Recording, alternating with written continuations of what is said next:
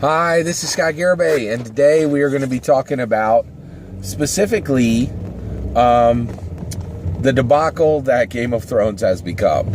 All right, so just to be clear, I am talking about the fan reaction to Season 8, Episode 5, and really kind of the complaints that had begun even before that, all right? So here's the issue. Basically, at this point, there's a couple things that have happened. So let me give the structure for this video.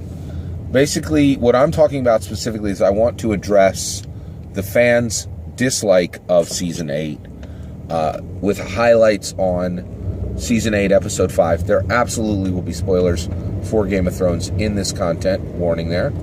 And then also I want to talk about essentially 4 different aspects of that dislike, all right, and the fans' reactions to Game of Thrones. All right, so let's talk it through. There's a lot here. All right, so this is my take. So first, let's define the problem.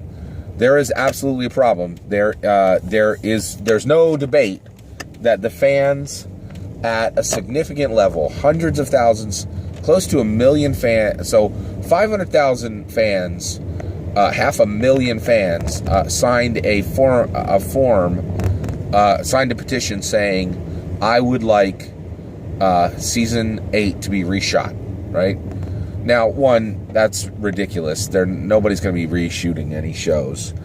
We certainly haven't reached that point in our culture where major corporations are that facilitatory to fan complaints. I'm amazed how much fans get away with their complaining, but we are certainly not there, right? So the other thing is at least 500,000 to like 1 million fans went onto Twitter and just lit it up and were like, do not like, right? Now, what were they complaining about, right? So there were a whole lot of complaints, but most of it centered around Daenerys and her transition to Mad Queen. Right now, I will say I really get the objection to this. I do agree that this was bad writing, and it was a bad way to go for the show, right? And the reason why is it's like super simple, right? Daenerys is fireproof. Daenerys is a chick who is fireproof and got mad dragons, right? Like, has like 3 dragons, which I know 2 of them got killed, and now we're down to 1, right? But like, if you have a chick who is fireproof and has dragons, that's your winner right there. She's cooler than all the other characters in the show combined, right? And when people are naming their kids, names and getting tattoos from Game of Thrones, Daenerys is the focus, right? She's I think more kids were named after, were named Khaleesi and Daenerys than almost any other name, right? Like, so, like, that really, that tells you something, right? So with that said, excuse me, you have this situation where you're like, okay, I get it, she definitely should have been the winner. She should have been the winner of the Game of Thrones. She should have been queen. And now what it looks like is that they made her Mad Queen in the penultimate episode, the second to last episode, right? So they made Daenerys evil so that Jon Snow is justified when he kills her later, right? But that people are not happy with this. This is like really not a happy ending in people's minds. It's just not good, right? So with that said, that's the problem. There's absolutely a significant amount of people who complain. All right, so from there, I'm going to bring out my main 4 attributes for that issue, for what we've just defined, right? So I'm going to use a mnemonic, and it is lost pants, hacking a fault line in the earth with an axe. All right, let's dig into it, right? So lost pants, hacking, fault line. So whose fault is this? There you go. Whose fault is this problem? Okay. Well, there's only 3 people who could be the fault of. It's Benioff and Weiss. So Benioff and Weiss are the showrunners. They decide what gets written for the show, and they decide the direction the show will go. Okay, so Benioff and Weiss are responsible for what goes into the show. Okay, they're the showrunners, right? And then there is George R. R. Martin, who wrote the first 5 books. And here's the kicker, right? Now, so those are the only two groups two groups of individuals, Benioff and Weiss and Martin, George R. R. Martin. They're the only ones who can be responsible for what's happened, right? So whose fault is it? It is 100% George R. R. Martin's fault, okay? George R. R. Martin was given every single thing he needed to create another novel for the show. He was given time. He was given money. He was given goodwill by his book publisher. He was given goodwill by HBO. The fans were patient, right? And the reality is, with all of that, he did nothing. And not only did he not do nothing, but he wasted a massive amount of time commenting on the Hugo Awards, right? And a bunch of other stuff, right? He has clearly been doing a lot more than just writing, right?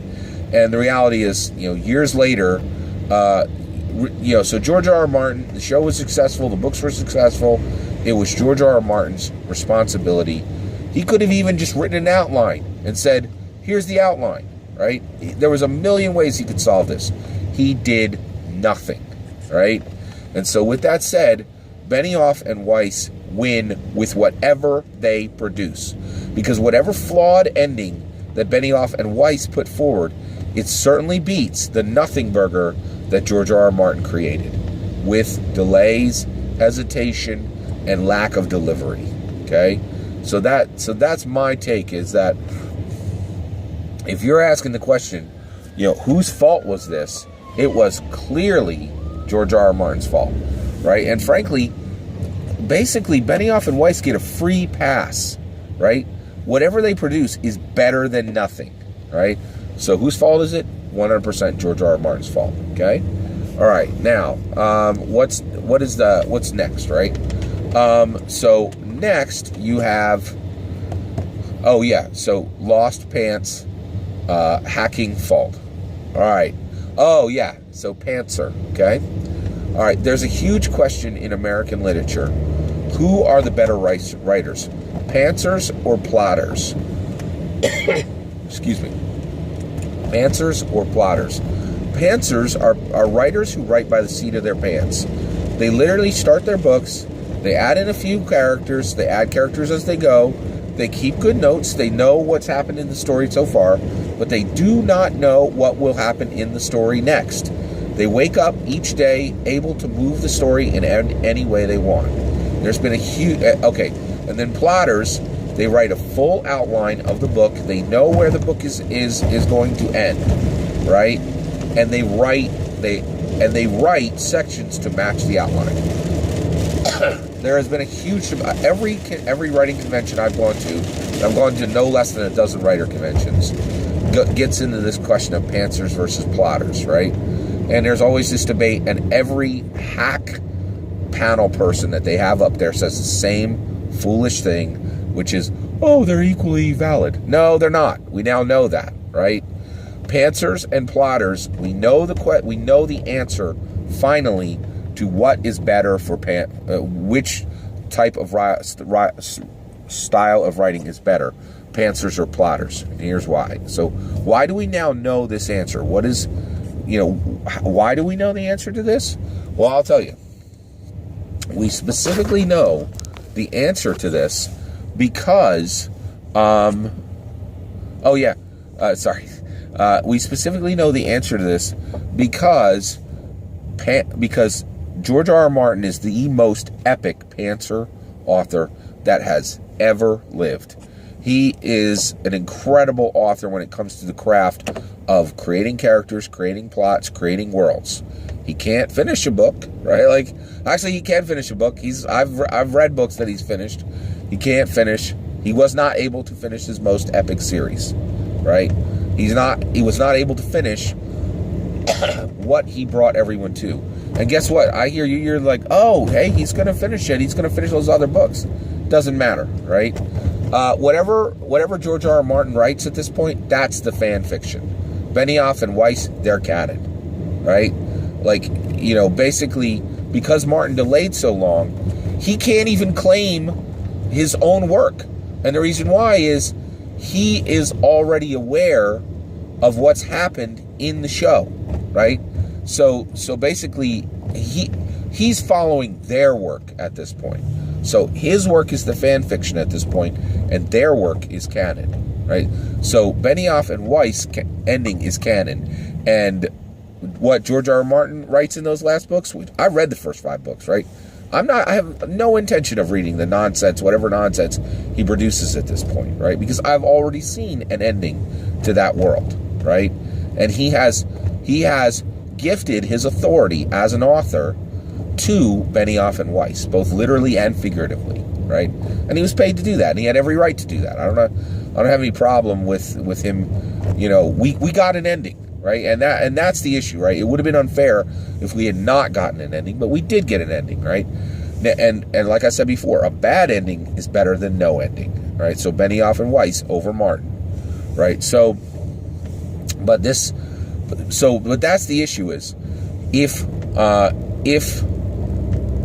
George R. R. Martin, one of the best pantsers that's ever been born, could not finish a blockbuster level epic series like this, then what chance does a regular pantser have of doing it? None, right?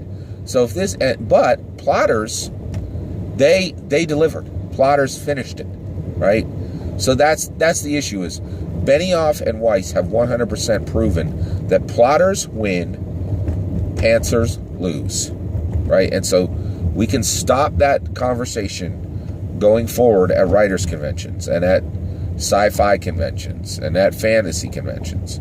You can just scatter it to the wind because it is already decided, right? So I think that's one of the really key aspects of what we were talking about, and at this point it's done. The question's answered. We don't really need to talk about this at length anymore, right?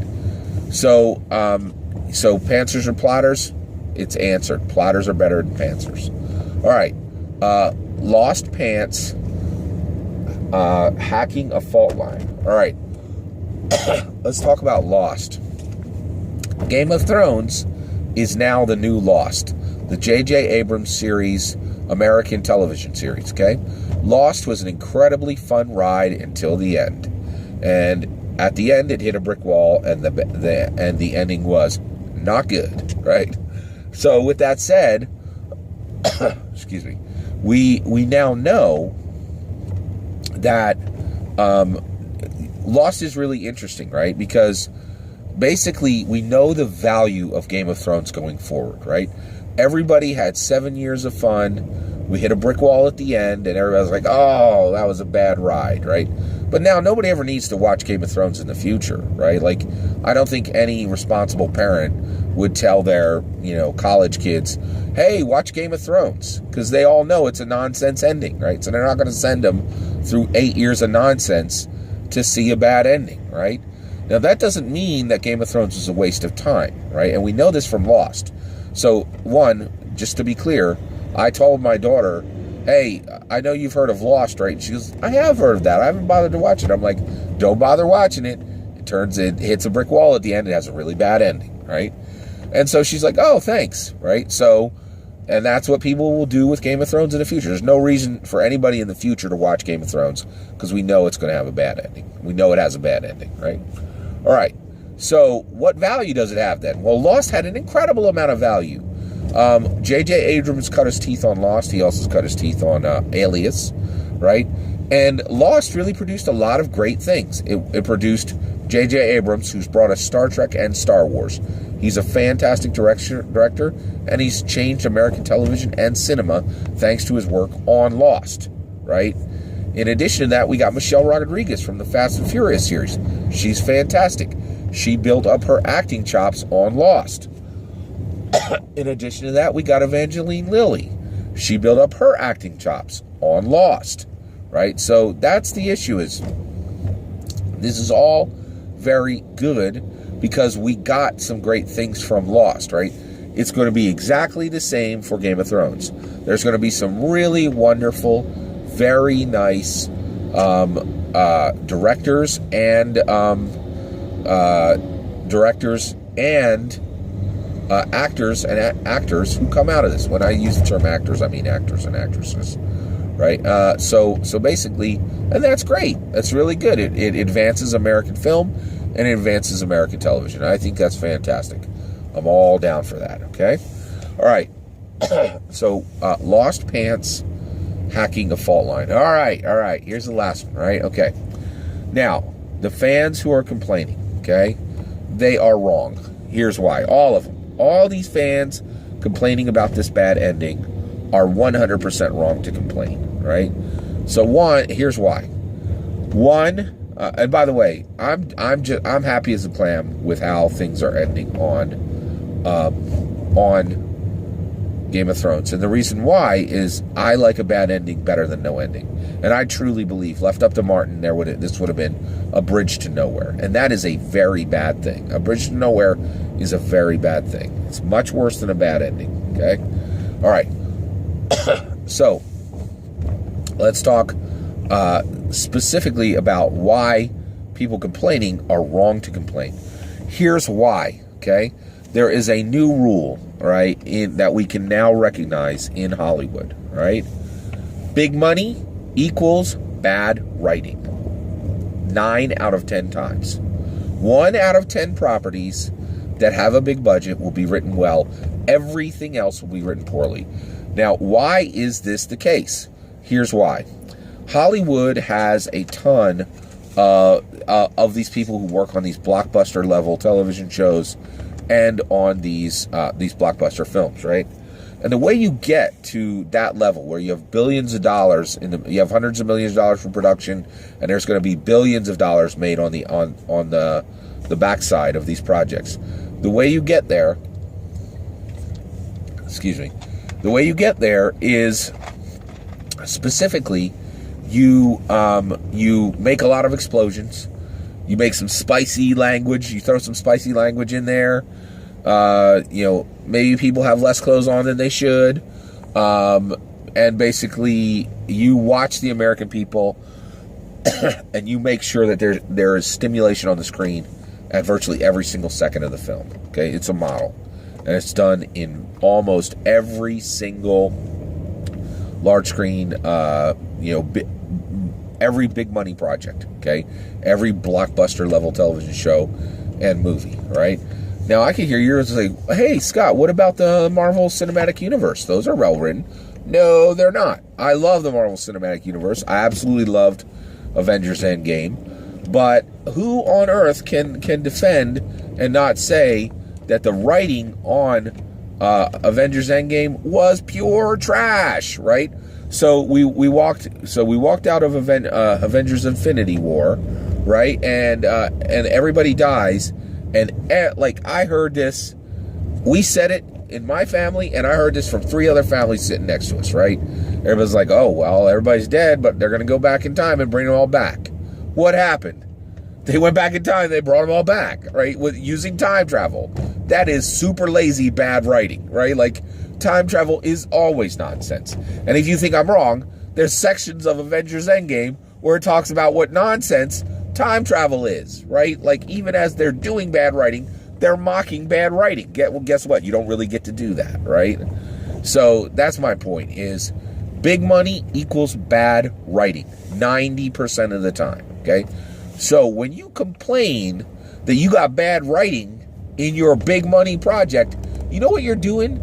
You are going to Taco Bell and you're going, I noticed that on my Gordita Supreme, this guacamole is not freshly cut guacamole with mango fruit infused with a light lemon, sous chef, marinade, right? Like, you are asking for high-end cuisine at Taco Bell, right? Taco Bell food is fantastic. You go, you get your nonsense, Gordita Supreme, you put the hot sauce on it, and you eat that thing, right? There should be no expectation that you're going to be eating mango salsa and freshly cut guacamole that was smashed by a sous chef that morning, right? That is utter nonsense. And anybody who went up to the counter at at Taco Bell and goes, "Where is my mango infused guacamole, infusion created by a sous chef?" They would laugh in your face. They would go, "You're at Taco Bell, right? I don't know what you're talking about, right? You wanted that. Maybe you should have went into the city and gone to a 5-star restaurant, right?" So if you are coming to a big money project and then you are surprised that you encounter bad writing, that is 100% on you, right? That is not on the writers of that film, right? Because there's no way this gets escaped, right? Now I love Taco Bell. I go to Taco Bell once a week, right? But I know what Taco Bell is. So I don't get upset when, I don't get fresh cut guacamole from that morning with mango infused, toppings on every taco, or whatever I'm getting, right? You got to realize where you are. So that's the issue. People complaining about bad writing on HBO's Game of Thrones, that's ridiculous. You're at Taco Bell. It's a big money project. What did you expect, right? And I am more than willing. Point me to a $1 billion property, and that's exactly what Game of Thrones is, that is well written. I would love to hear it. You ain't going to be able to find one. I can guarantee you that, right? It's all at $1 billion profit. It's all Taco Bell. Trust me, right? Now I'm more than willing to hear you out. Actually, all of that, the fact that plotters over pantsers, the fact that all of this is George R.R. Martin's fault, the fact that that big money equals bad writing, and Game of Thrones is certainly no exception. In fact, it fully stands up to the rule, right? And then, and